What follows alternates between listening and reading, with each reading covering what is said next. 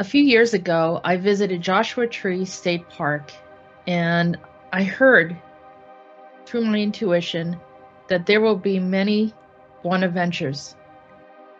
Of course, at first I had to look into what the meaning of Bonne Aventure was.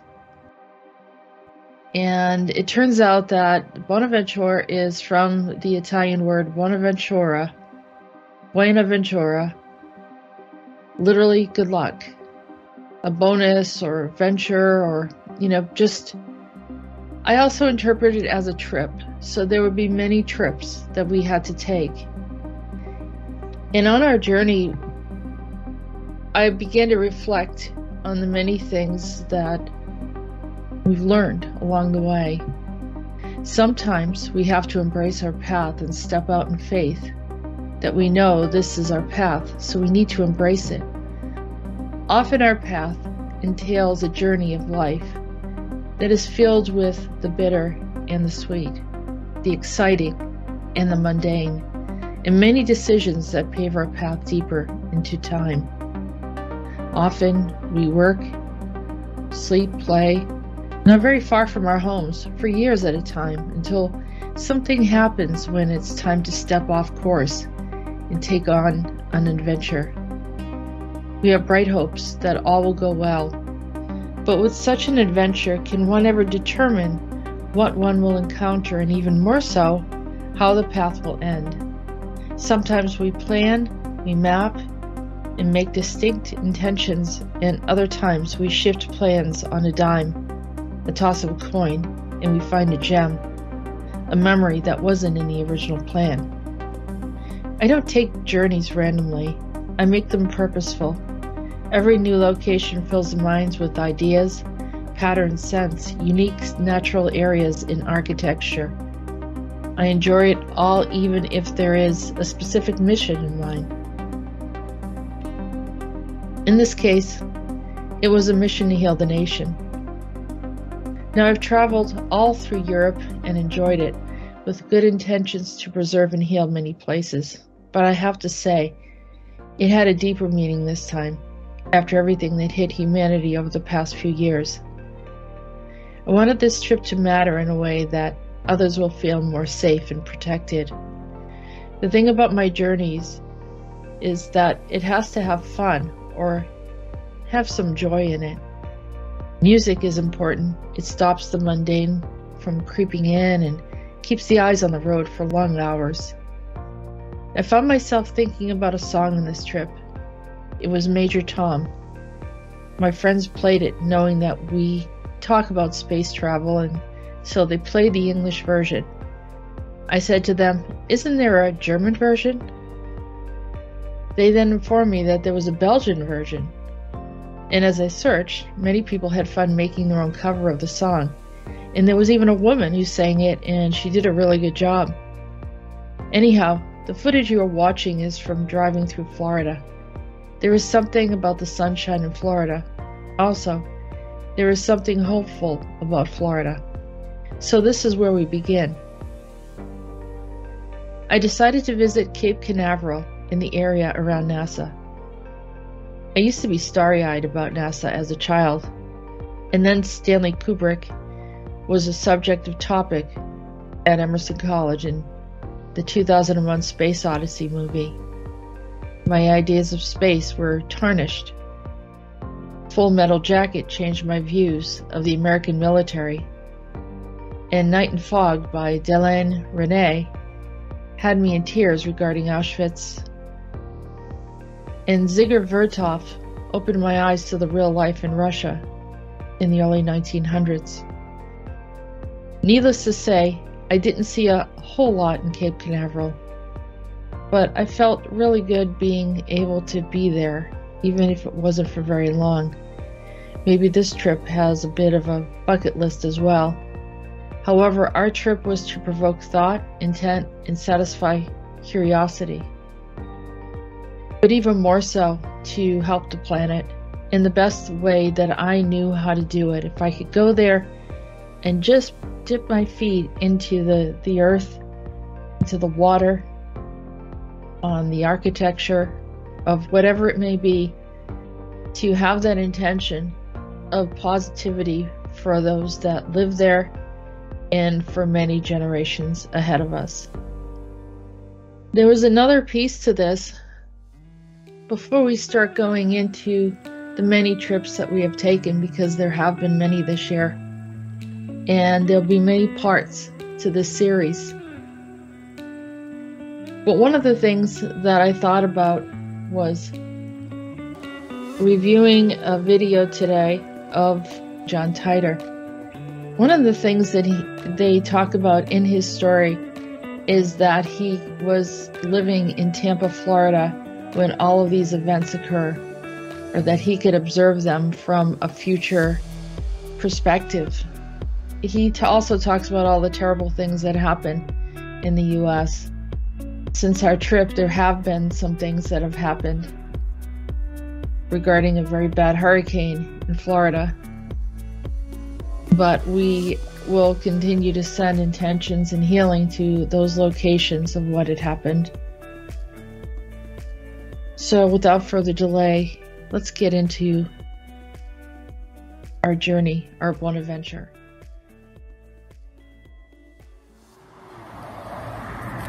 Okay, so I just went over to Marrocco and we got kicked out. But I thought I would let everyone see. I mean, this is pretty amazing. Turn this around. And here's some footage of the area. So, yeah, there's like a Flanagan's restaurant over here. There it is, down there, Florida. I mean, I had literally the most amazing view, and before I could do anything, pull this back out. You can see that there's kind of, this is the road, Olive Ave. Stand here by the 7-Eleven. But there was security there, and I just wanted to check it out. I mean, hey, you know, I thought Trump did some amazing things. Not to post anything negative, of course. But anyhow. Okay, so here is, we're here in West Palm Beach, and there's some kind of church there, Greek Orthodox church. We're going up this really weird looking bridge. Well, I guess that bridge is open maybe for our boats to go through. You can see it's almost standing straight up. And we're crossing over this bridge right here.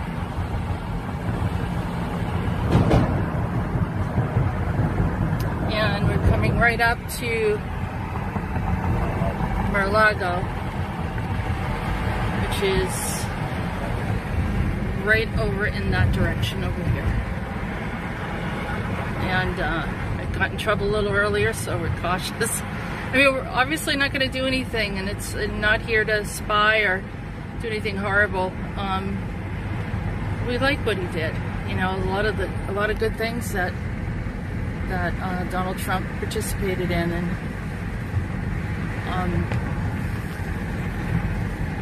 I don't know. It's just kind of cool. And you see there's a big huge flag right here. There it is. Look at that big huge flag. Looks like he's very American, doesn't it? Okay. So this is where we're getting a little bit of trouble here, so we're going to be careful. Yep. And this way, and if you can see, you can't see a whole lot. It's right behind these trees, but there it is. And that's it. Back up over to the bridge again. So I was very excited about going to Marrocco because of some of the back history regarding Donald Trump's uncle connected to Tesla and Nikola Tesla, and some of the time travel information and the free energy and the new technology and all of that. And also there is information regarding Ivanka being a time traveler, as well as Barron and picking up some of the information that the Tesla had shared with the Trump family. And it was just, an exciting time for me too. I had key places that I wanted to visit, and this was supposed to be a fun one, but it turned out to be a very distressful one because, sometimes you get in trouble with guards and you're looking at something, you're getting a little too close, and they want privacy. They don't want people taking pictures of their home and all that and looking at their private property. They want to be able to walk around and do whatever it is that they like to do. And I can appreciate that. And, I'm sure the same thing any kind of celebrity would go through, and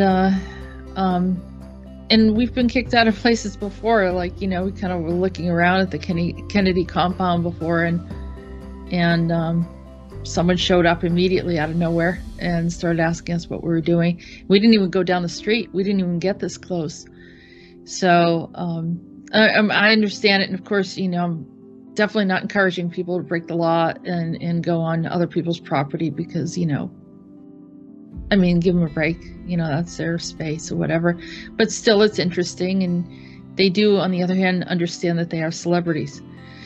So the thing that was upsetting to me here was I couldn't put my finger on it because I literally took the camera out and I was videotaping. I got immediately right in front of the house. I had a perfect shot. And I talked for about a couple minutes. I probably took too long, and a security guard came out and said, "Hey, you're not supposed to be here. Get out of here." And he wasn't really aggressive with me, but it was almost like you just don't say no. You don't say anything. You just, get in the car and walk away. And so I thought, oh, too bad. I really just took too long trying to focus and get a nice shot of the house and everything and talk a little bit about what my thoughts were regarding when Donald Trump was in office. And I sat inside the car and I looked and I didn't record. Nothing recorded. And then I started to get suspicious. Well, maybe something went wrong. And I was like, no, I was pretty sure I was recording. So then I thought, well, maybe someone's stopping me from recording or having some kind of footage here, because maybe I felt like other people were spying on him or doing something. And I thought, well, maybe I should not be kind of associated with anything like that.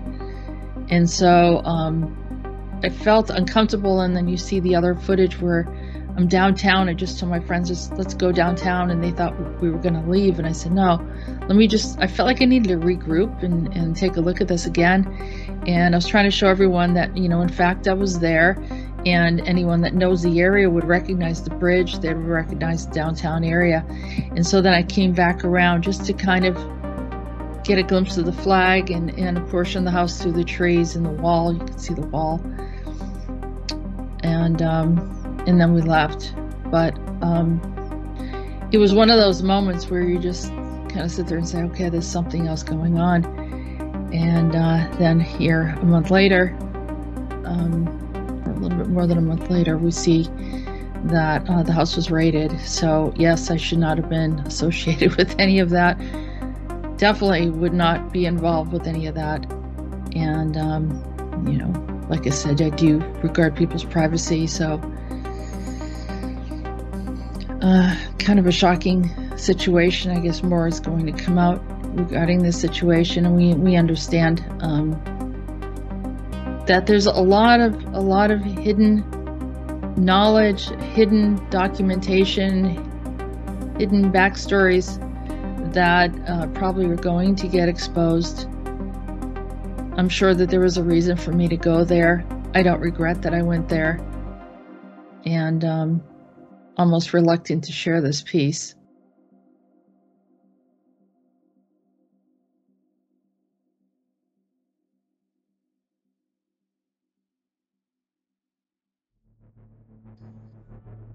Our next spot was to visit Hobie Sound Beach Park, or Jupiter Island area, and this was in Florida.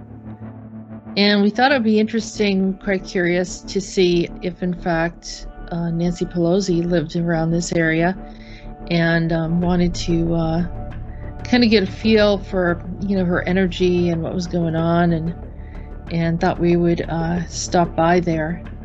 And you can see it's, you know, it's really a beautiful place. They have these homes, and you see this island, and it's quite striking to look at. We ended up going and having a cup of coffee in the area. It was a nice place to just stop and take a break, and started to look into a little bit more. It looks like the fact checkers were here and saying reports that Nancy Pelosi is buying a Florida home is false, and that her mansion is a false rumor, said a realtor. So, and then of course there were some others that were saying she has it. So, you know, at this point it really didn't matter. I thought, well, we can hold an intention here and start looking at whatever has been happening to the U.S. regarding some of the decisions that she's been making. So I had this quick vision of Nancy Pelosi sitting in a room, and to one side there was the Zodiac killer discussing depopulation, and then from another, maybe in front of her, was D.B. Cooper talking about heisting money and how to heist money from the population, and then I saw Charles Manson discussing the method of chaos and Helter Skelter, and it was just like a really weird experience. And then I thought, all right, you know, come back and ground myself here, try to move on from these ideas and try to set an intention, positive intention for the planet regarding how some of these people are being used for different agendas, and how the astral and those that have passed, that have been doing things, have done things in the past, can easily influence our reality through people who are have abandoned their soul, their purpose, and their true essence that was once connected to the divine source. So we can probably move on to the next location to see what happens on our journey.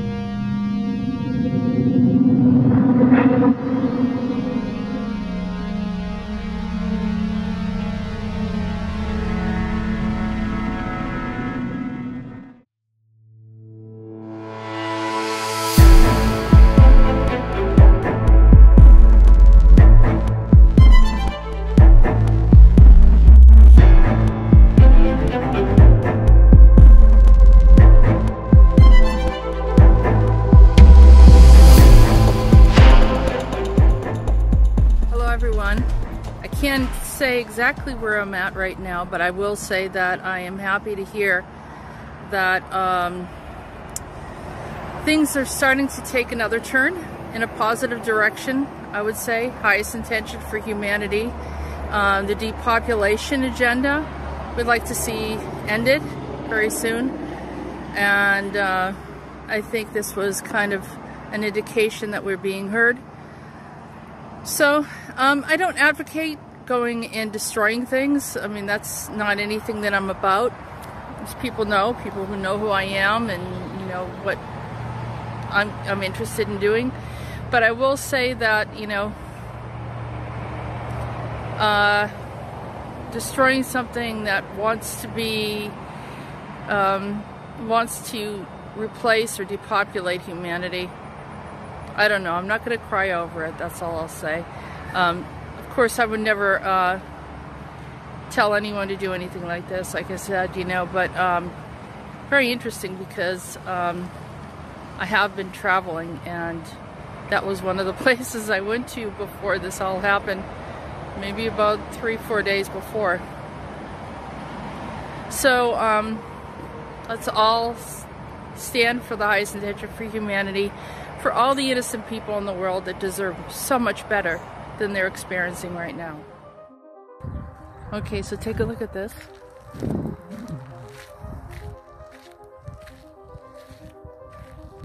Talks about the center being constructed Guidestone.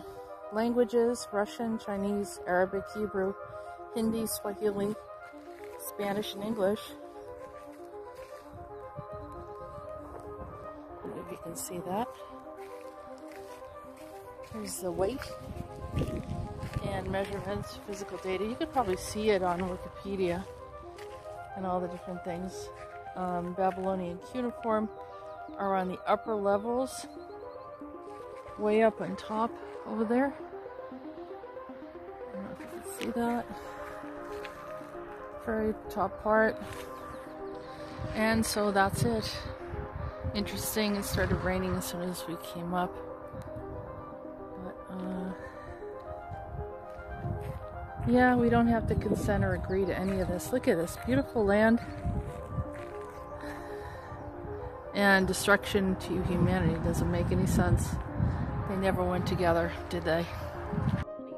19-foot structure mysteriously appeared in 1979, described with 10 guiding principles, leading to countless rumors and conspiracy theories about who built them and why.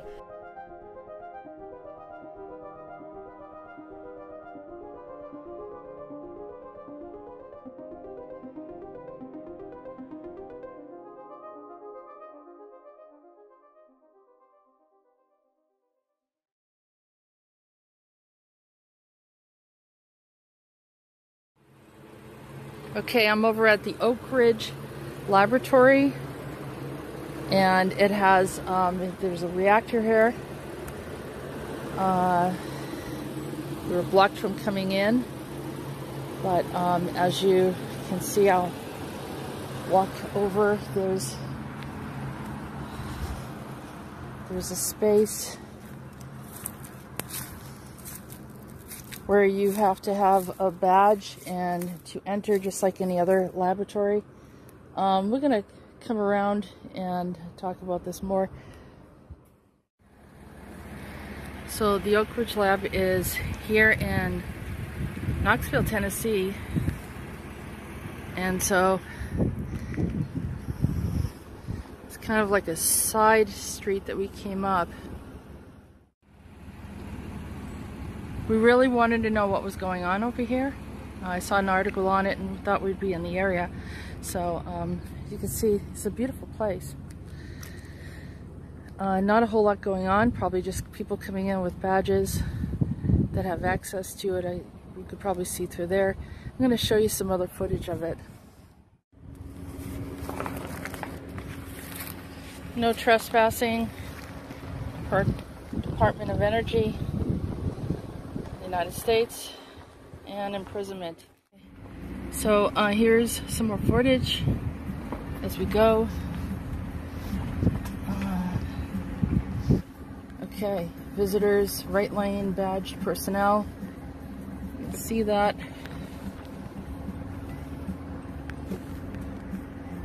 And we are leaving.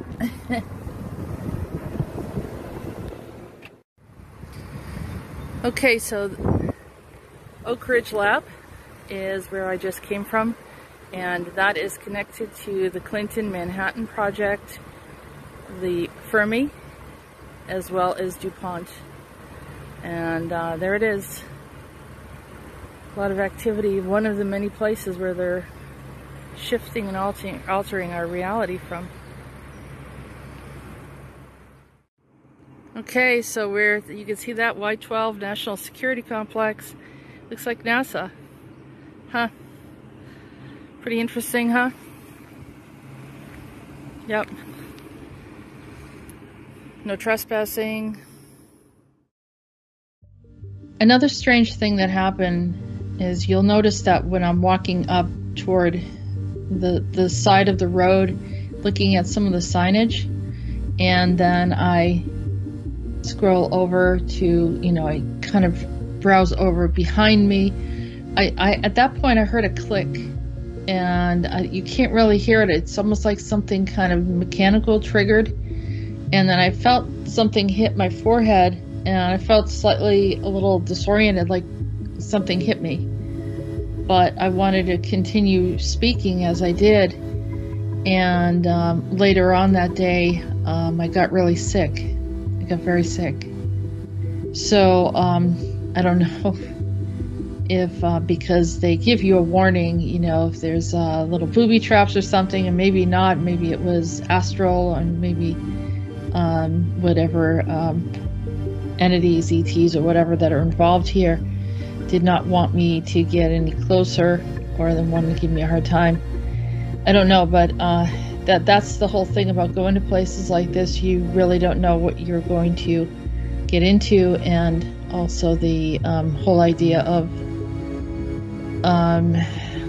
when you go into places like this where there's activity and they're working with subatomic particles and things of that nature, there is a chance that you could slip through one of the like a reality slip or a time slip, and abductions and all sorts of things. So yeah, we were a little cautious and careful. It's not necessarily like we felt like we were breaking the law in any way. It wasn't anything like that, because we didn't try to go inside the facility or do anything that anyone else that was walking around would probably be allowed to do.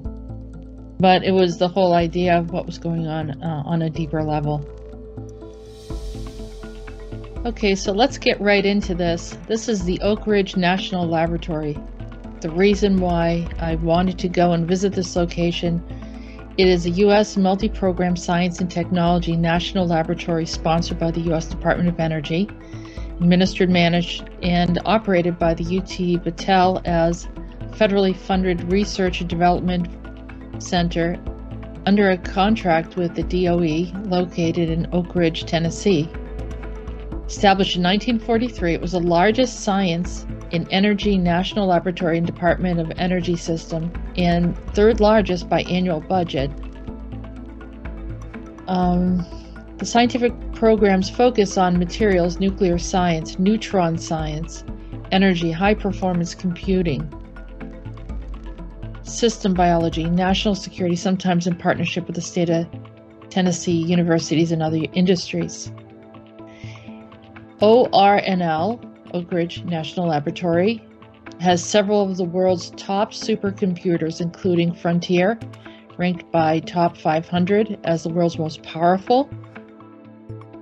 And a lot of people are focused on CERN, but this is one of those places that no one ever talks about, and I thought it should be brought to everyone's attention. The lab is leading neutron and nuclear power research facility, includes the spallation neutron source and the high flux isotope reactor, and the Center for Nanophase Material Sciences. Here's a little bit of background. The city of Oak Ridge, and there were a lot of military, there was NASA, there were some other things that were there that I thought were very interesting, other laboratories in that exact same region. The city of Oak Ridge was established by the Army Corps of Engineers as part of the Clinton Engineer Works, which I mentioned earlier, in 1942, on isolated farmland as part of the Manhattan Project, which I also mentioned earlier. During the war, advanced research for the government was managed at the site by the University of Chicago's Metallurgical Laboratory. It's interesting, you think about the metallurgical stuff that's been going on for years with the wizards. And in 1943, construction of the Clinton laboratories was completed, later renamed the Oak Ridge National Laboratory. The site was chosen for the X-10 graphite reactor, used to produce plutonium and natural uranium, and the Manhattan Project.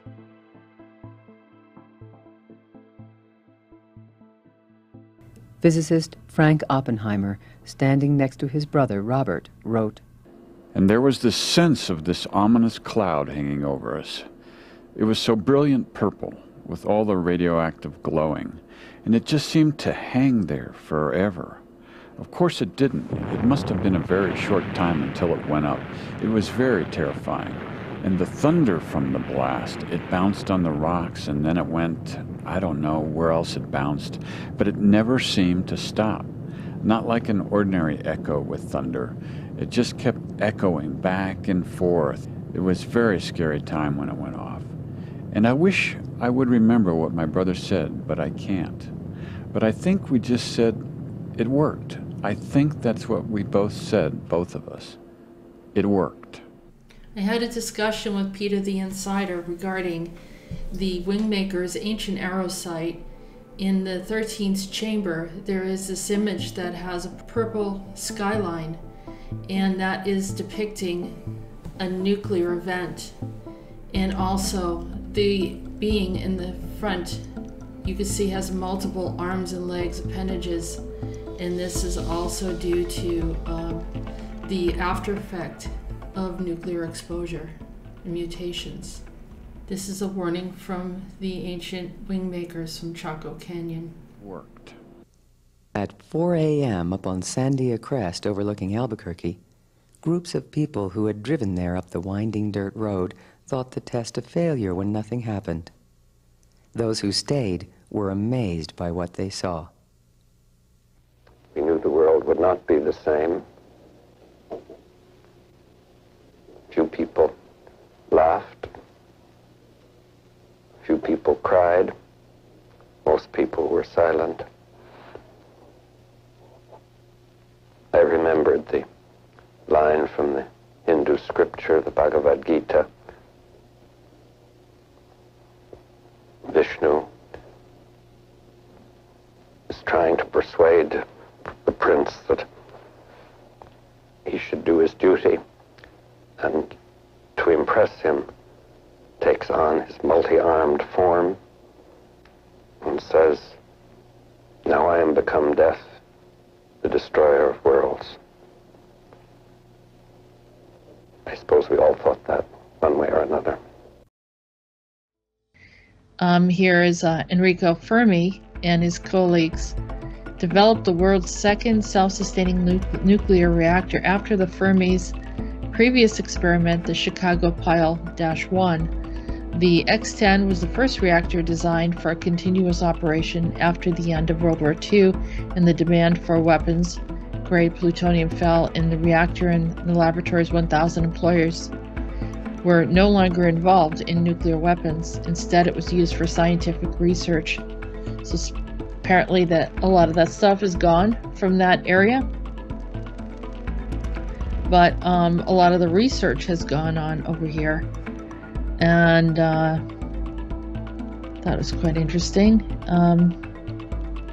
At some point, it looks like they went to develop a nuclear-powered desalination plant where deserts met the sea to provide water. So it sounds like they tried to do some good things in the process, and you know, just as they're using the Earth as a scientific experiment, working on certain things that could be dangerous to all of us. Sometimes I think scientists are, you know, kind of neutral. They're not necessarily here to destroy everything, but could accidentally destroy everything if they're not careful in how things are handled. And so hopefully there's some level of responsibility. There was looks like a molten salt reactor experiment, and high flux isotope reactor, neutron flux, all sorts of things.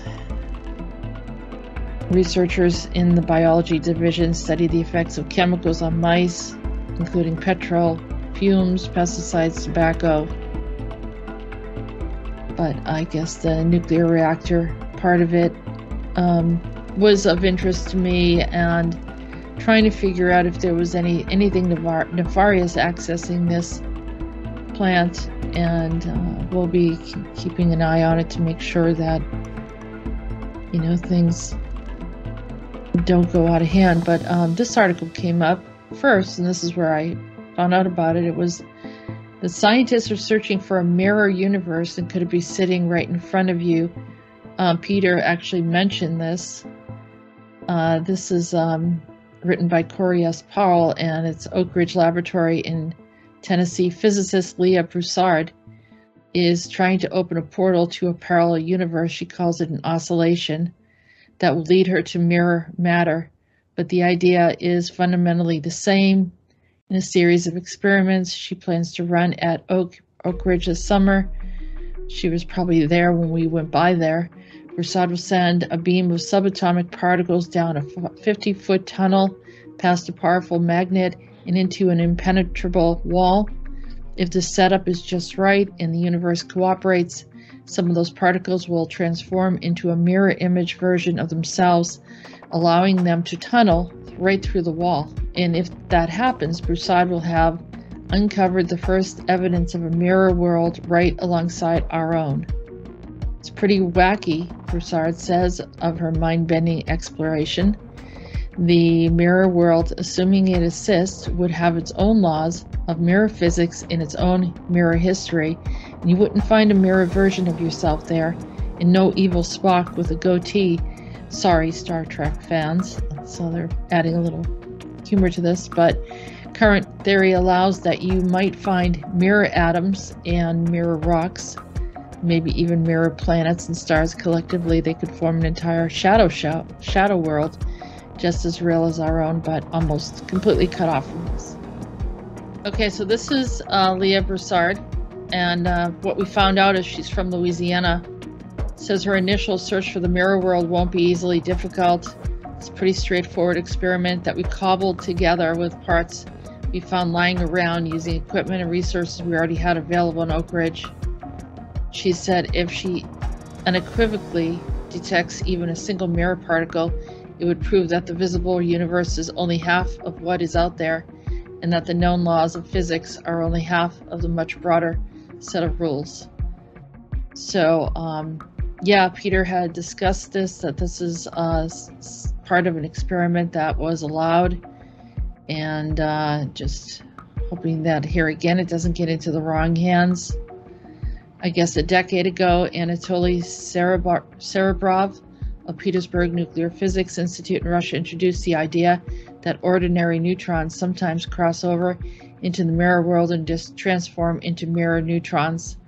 At that point, we could no longer detect them. It would be as if some of the neutrons simply vanished. That would make the neutron lifetime look wrong, Broussard explains, because some of the neutrons would have been disappearing from the test equipment while the researchers were studying them. Connect the dots, and you reach a far-out conclusion. The neutron experiments might look screwy because physicists unwittingly opened a portal to the mirror world.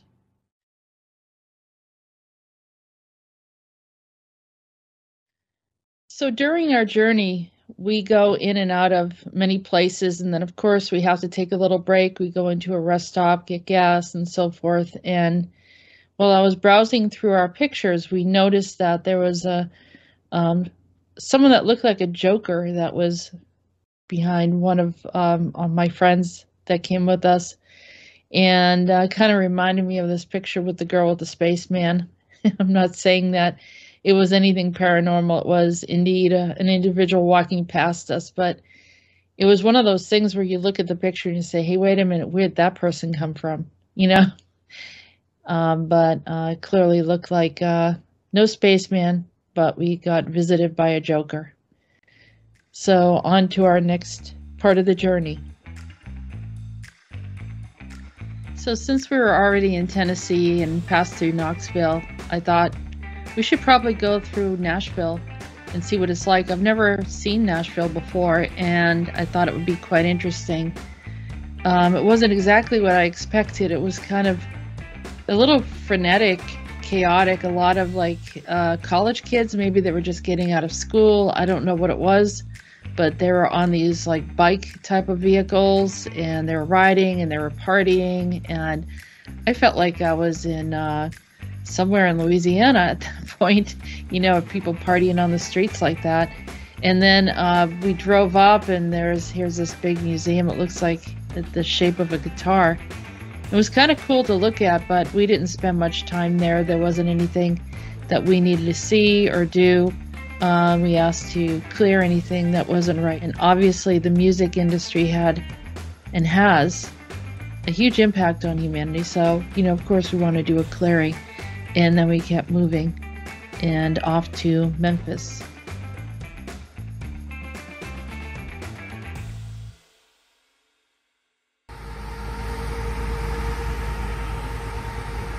Okay, we are at Graceland. Yes, there it is. Elvis. There's the pearly gates. That's what we call it. Alright, so here is Graceland.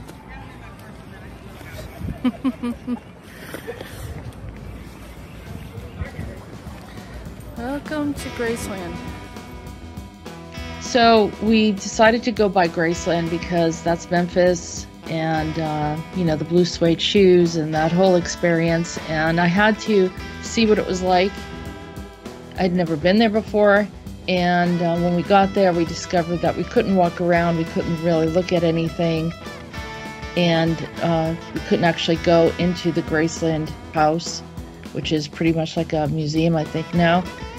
And it was okay because we needed to keep going, and this wasn't part of the reason why we went there. I didn't see the ghost of Elvis there, but you know, there is a question as to whether or not he's still alive. And this is the original gate that was up. So you see there's a gate where you enter, and there are all the buses in the parking lot, and then later on there's this gate that you look at. So I kept on hearing this song in my head while we were going through this whole journey, and especially thinking about going to Memphis. And this song by Mark Cohen, and he says, it begins with "Put on my blue suede shoes as I boarded the plane, touched down on the land of the Delta Blues in the middle of the pouring rain." And it's really interesting how he imagines Elvis there, thinking about people, you know, around his tomb, and then down in the jungle room, kind of gospel in the air, because he used to sing a lot of gospel. And then it's kind of, it's a good song. I always like the song, but he also talks about seeing the ghost of Elvis in the song. Okay, so regarding conspiracy theories, this is why some people think Elvis is still alive. They believe that he had something to do with exposing the mafia or working with the FBI or CIA. And there's some theories here. There's a guy that people think that they've seen him. And I thought it was worth talking about. I think I even saw there was a preacher that they thought looked like him or sounded like him or even sang like him. But we also know that weird phenomenon of all of the Elvis impersonators, and there's a lot of mystery around his death, kind of like some of the other celebrities. Or is it just that people are refusing to let a celebrity go that they really like?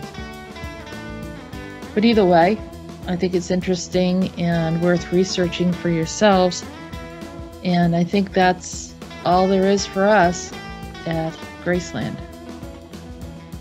So since everything was closed down at Graceland, I did end up talking to one of the workers there, and I asked if there was any other place to go where there were sightseeing spots or something significant regarding Elvis in Memphis.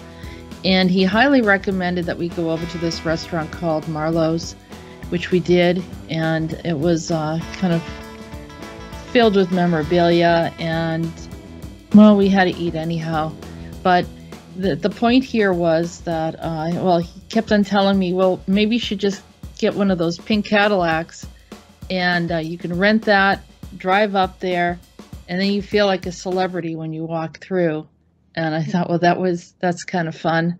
And I see where they're going with that. He was always associated with the pink Cadillacs. Maybe that was a vehicle that he got for his mother. But anyhow, here is Marlowe's. All right, so this is the Elvis experience at Marlowe's. Oh, the gift shop. Cool. Yep. U.S. military.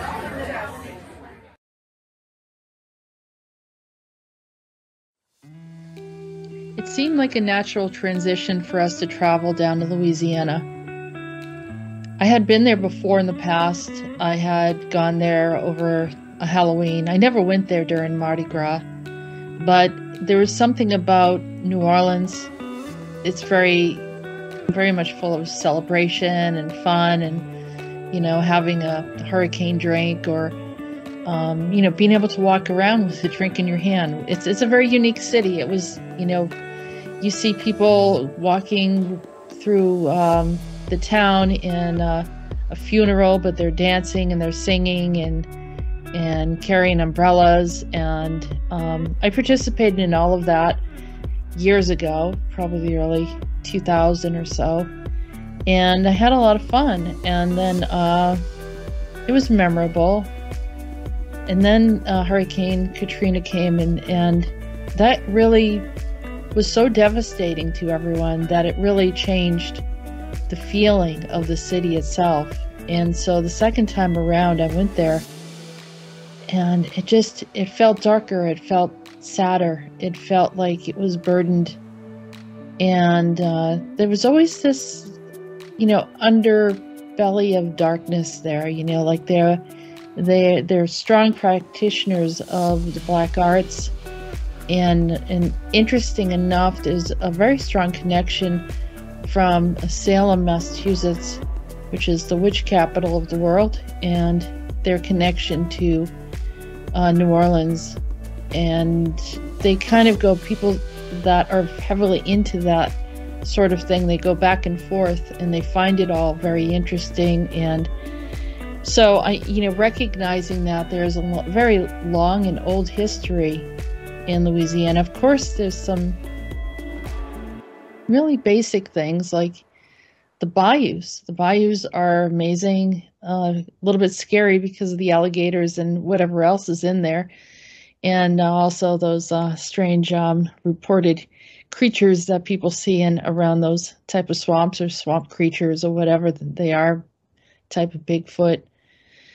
And it's kind of an eerie feeling when you're going through there. Of course, we go into Louisiana and it's rainy, and it really set the scene for what we were going to talk about. So the first place that we go to is the House of the Rising Sun, and I'll show you what that's all about.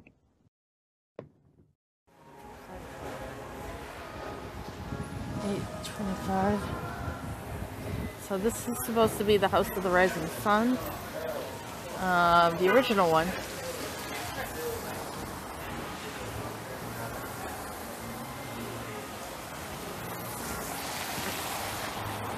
And take a closer look at it. As you can see, it's pretty big, really big and kind of old.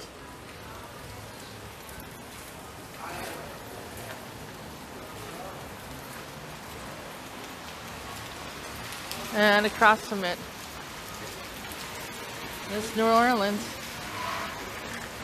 Oh. So the story of the House of the Rising Sun, the original one, which we did talk about at some point. Pretty interesting, isn't it? Here's the street.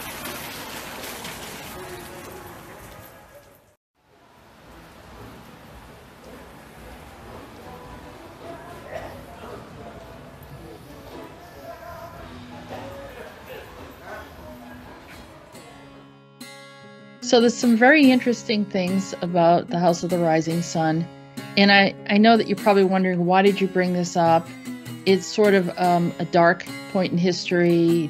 Obviously, there's a lot of activity and things that happen there. Well, you know, there's a lot of mysteries in New Orleans. And one of them is there was a lot of race issues, and there was a lot of speculations about vampires and speculations about different types of activities.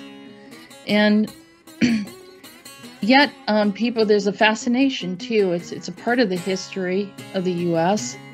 and it's a part of a blending of history between us and the U.K. because this, you know, there's a question as to, you know, how long ago this song actually was written, and it seems to have already existed in the UK.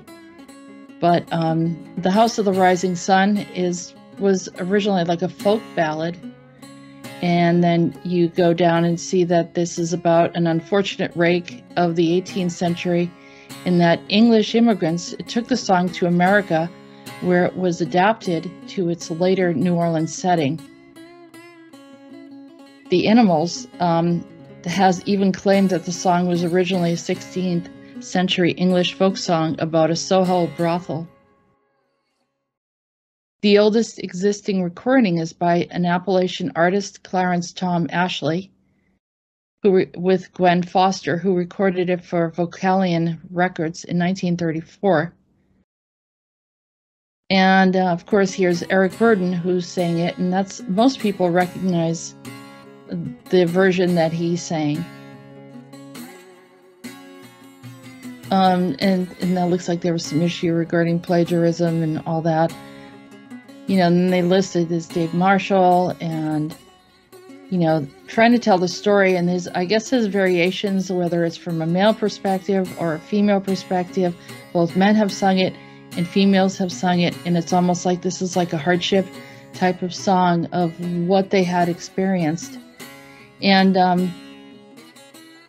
they're trying to, discover what actually happened here. So there's various places in New Orleans and Louisiana proposed as the inspiration for the song, with varying plausibility. The phrase House of the Rising Sun is often understood as a euphemism for a brothel, but is not known whether or not the house described in the lyrics was the actual or fictitious place. One theory speculated the song is about a daughter who killed her father, an alcoholic gambler who had beaten his wife.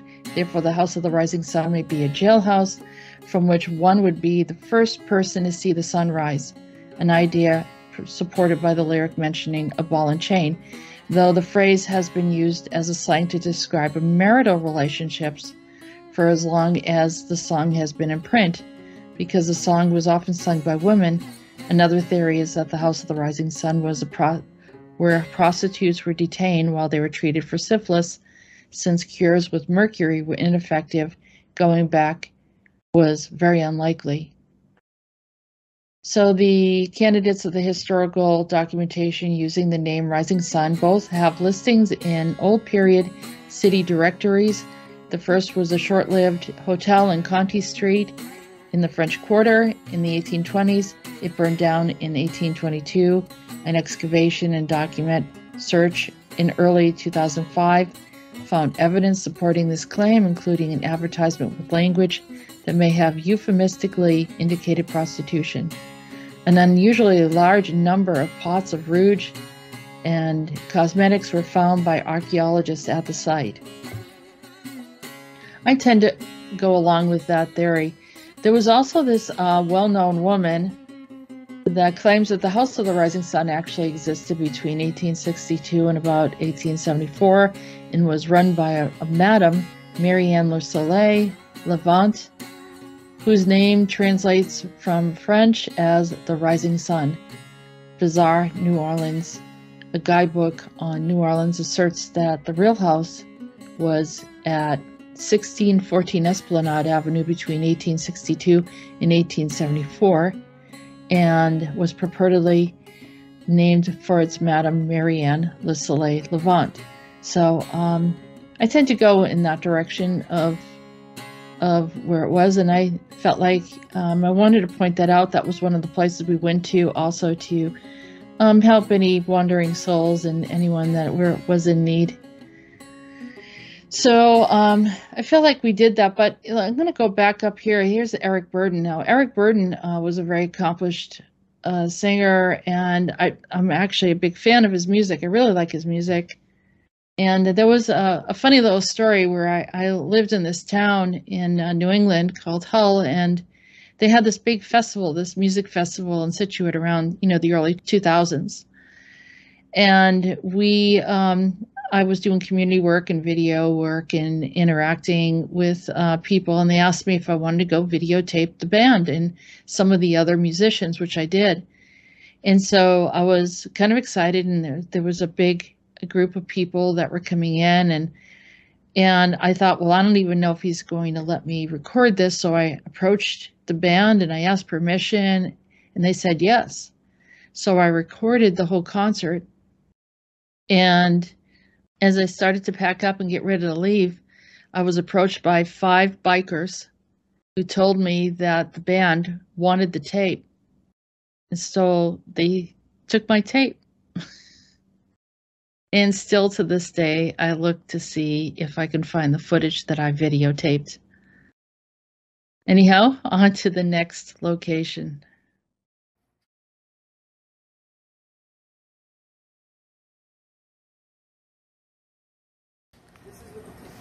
Okay, hello everyone, and this is the Jacques de Saint-Germain's house right here behind me. As you can see it, that's where he lived. That was the infamous the blood and all this other stuff. And very, very interesting situation. So that's what it looks like. That's the end of the street.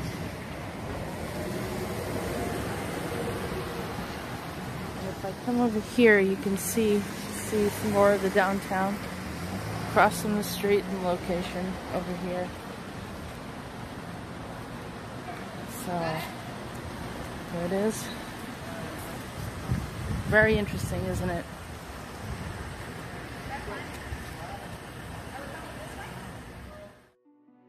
In New Orleans, there's another house of interest, and that is the house of Jacques de Saint-Germain. And it's quite opposite of what people know about Saint-Germain, so I really felt like I needed to go there and share that with the public and some of my ideas. But let's begin with who is the Count of Saint-Germain and all of the mysteries regarding it.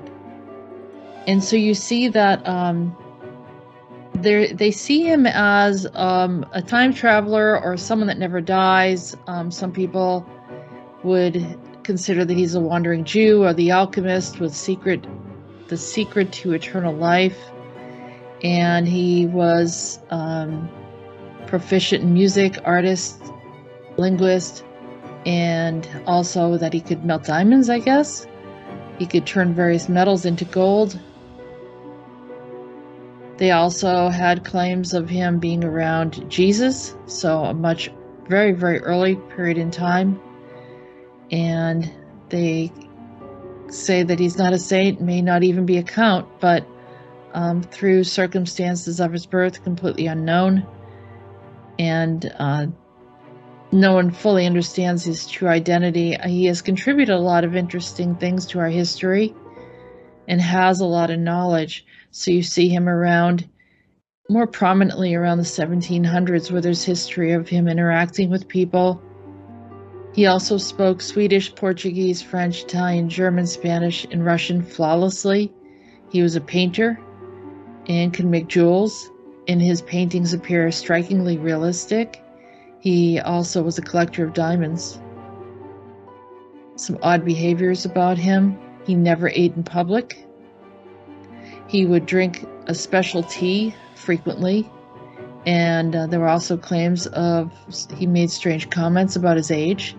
He would speak about times long since past as if he had been there. He reportedly told acquaintances who had made a comment that he must be more than 100 years old, that it was not impossible. He was also referred to as the man who does not die, and he was credited with the gift of eternal life, or at least extremely long life. But are any of these claims credible? It's hard to be certain because there are so many of them. But here is the Count of Saint-Germain in 1700s, and then he shows up again in 1970s. I believe he was in a relationship with a woman by the name of Dalida, and so that's where this story goes. And if you want to read more about Saint-Germain and some of the mysteries, there's plenty of information out there. So here is the other side of Saint-Germain, which brings us to Louisiana. They said he had flawless skin that never seems to age, eyes that pierce into your soul, never hungry, but always thirsty, powerfully charming, yet peculiar. They draw you in and with the fascinating stories and hypnotic voices, but you can't help but think something seems a little strange. But you go away down into the depths of their dark, eerie palace where the treasures lie. And so there's a flash, there's a crooked smile, you see the teeth sharp as a knife. You know, these are, you know, what people are saying about this story about Jacques de Saint-Germain.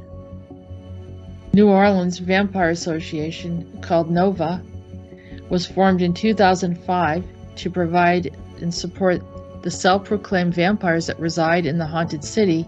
There are over 50 of them.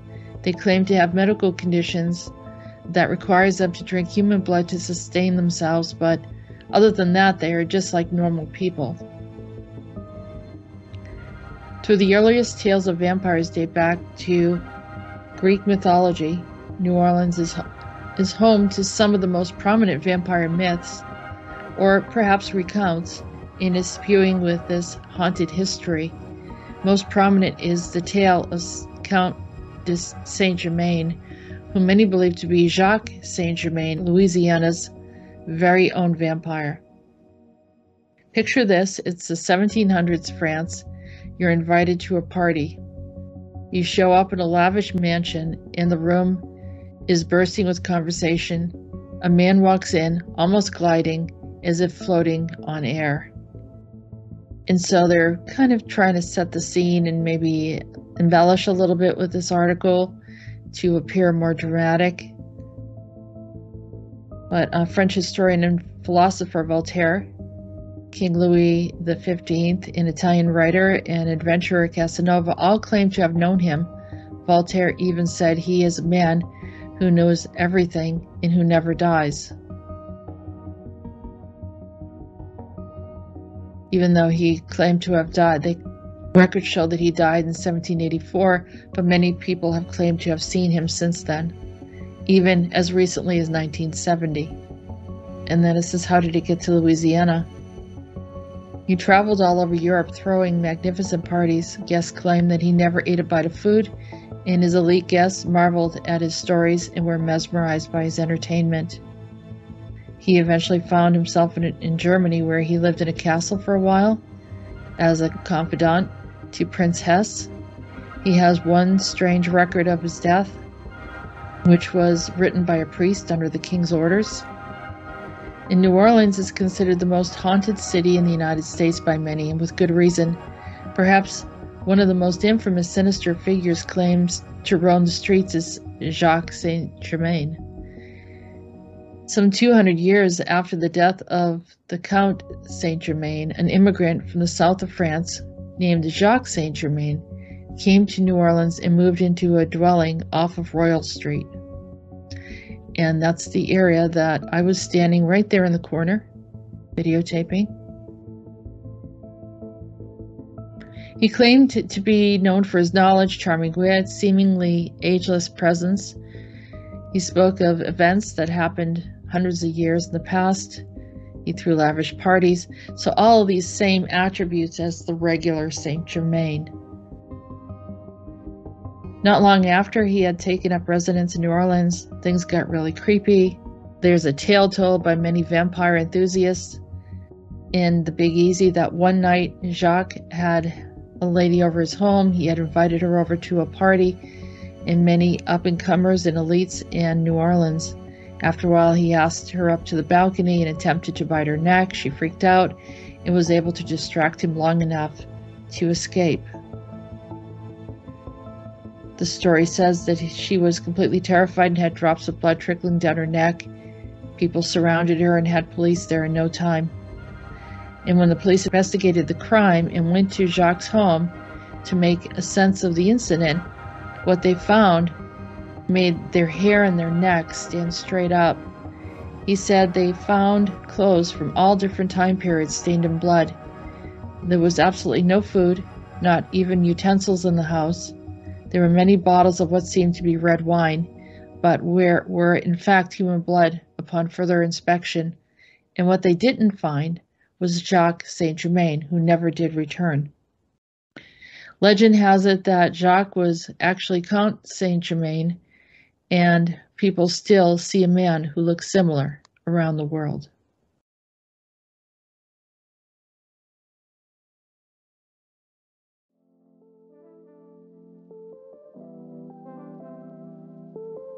So we end our visit to Louisiana with a trip to Café du Monde. And if anyone hasn't gone there, you have to go there just for tradition's sake. But it used to be really, really wonderful. I mean, they had, you know, the same type of coffee. They had these beignets. They looked more like donuts to me the last time I went there. This time it was bought up by a chain. But we still enjoyed it, and just for the sake of being there. And that's about it.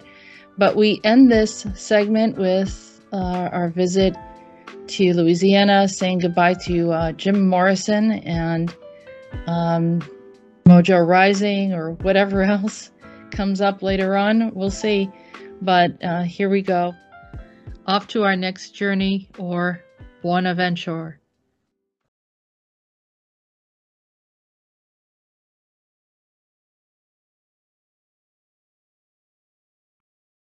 Okay, so on our travel back, we weren't planning on going by this location, but we saw this big sign that said Infinity in Nassau, and we thought we'd kind of drive by and take a look and see what it was, and it turned out that it was for the public, a place for kids.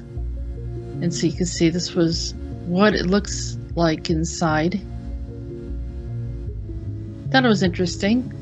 You know, it's nice that they have these type of things. It's mostly, I've never seen one more north, but I guess that NASA has invested a lot of energy in the southern part of the country.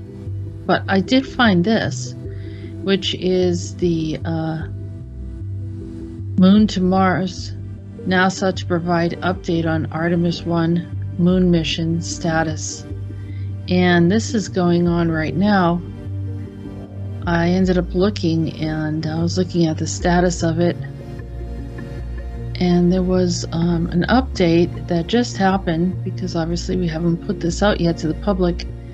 August 30th, NASA aims for Artemis launch attempt on Saturday after reviewing rocket engine problem. NASA announced it will make another attempt to launch the Artemis 1 lunar mission, and the space agency called off the launch on Monday due to an engine temperature issue during countdown. The space agency is working toward the debut of its Space Launch System rocket and Orion capsule for what would be a more than month-long journey around the moon. So here it is, and we continue on our journey, heading back to Florida.